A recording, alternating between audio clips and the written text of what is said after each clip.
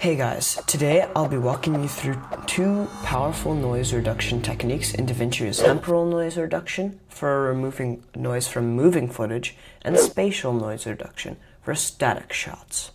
If you've ever encountered grainy or noisy footage in your projects, you'll be excited to learn how you can effectively clean it up with just a few simple clicks. It's important to note upfront that this particular feature is exclusively available in the paid studio version of DaVinci Resolve. However, if you're working with a free version, don't worry, because there are several third-party plugins available that can help you out. But I'm going to be showing you the studio version, so let's get started. Alright, make sure you click on your clip and go to the color page.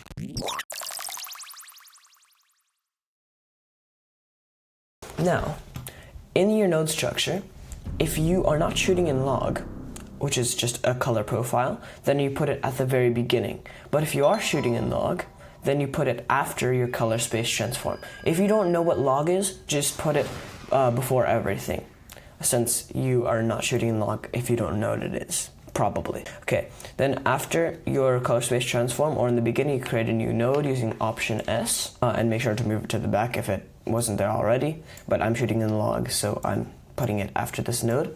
I'm going to go ahead and rename that to NR, noise reduction, and now I will show you the two techniques.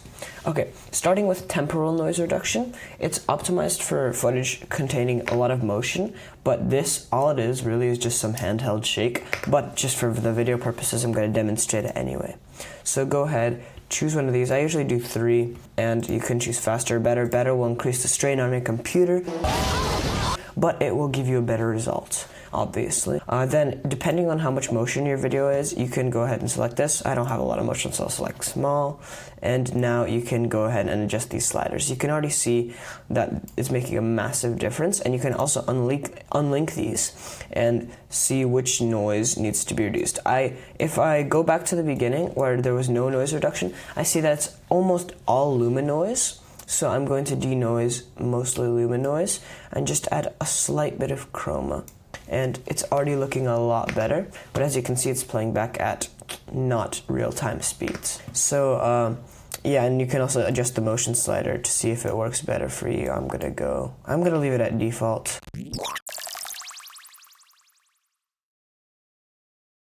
So that's for moving footage. Now let's move on to more still footage, which is what this is, and so it'll be more optimized for this.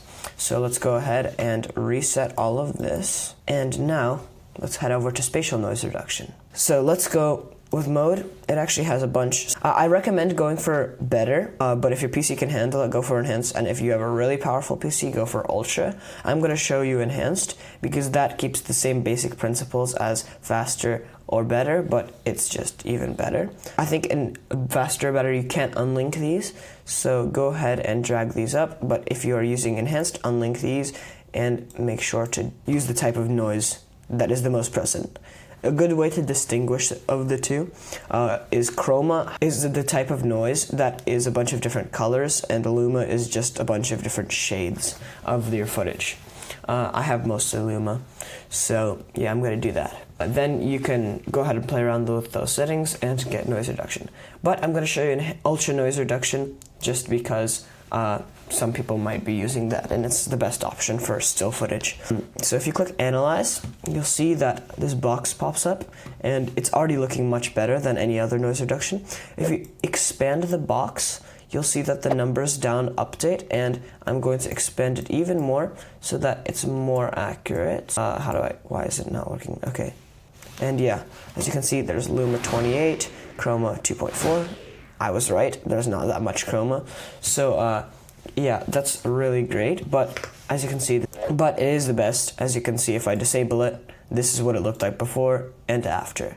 And it actually didn't lose too much sharpness. So that's one of the cons where you're using noise reduction. Let's say, if I turn it off, you could see it's not really losing sharpness, but if I turn this off completely and I use something like faster, you can see that I lose a lot of sharpness here. It just blurs the footage. So that's why you want to go for a higher performing option. And yeah, that's exactly how you do noise reduction in DaVinci Resolve. I hope this tutorial was helpful. And if you have any issues or suggestions for future videos, go ahead and leave that in the comments below. And thank you for watching, and I'll see you in the next video. Goodbye.